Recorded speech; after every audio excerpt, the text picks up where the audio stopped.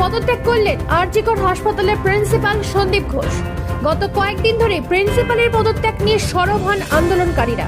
গতকালই প্রিন্সিপালের পদত্যাগের জন্য 12 ঘন্টা সময় বেঁধে দেন আন্দোলনকারীরা। চাপে পড়ে নয়, একেবারে স্বেচ্ছায় পদত্যাগ দাবি সন্দীপ ঘোষের। চেয়ার থেকে আশা করি আপনারা ভালো থাকবেন।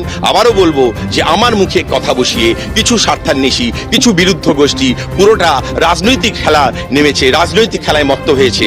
আর রাজনৈতিক খেলা আমি কোনোদিন খেলিনি, কিন্তু এইভাবেই পরিষেবা দিতে হয় ডাক্তারদের, যার জন্য আপনারা দেখে থাকবেন ডাক্তার হামেশাই মার খায়, রাস্তায় জুতো পেটা করতে করতে ডাক্তারদের অপমানিত হতে হয়, পুরো ডাক্তার সমাজকে অপমানিত হতে হয়। আমি সেই ডাক্তারদের হয়েই আজকে রেজিগনেশন দিলাম, কারণ অপমানিত আর হতে পারছি না, লাঞ্ছনা আর নিতে পারছি না।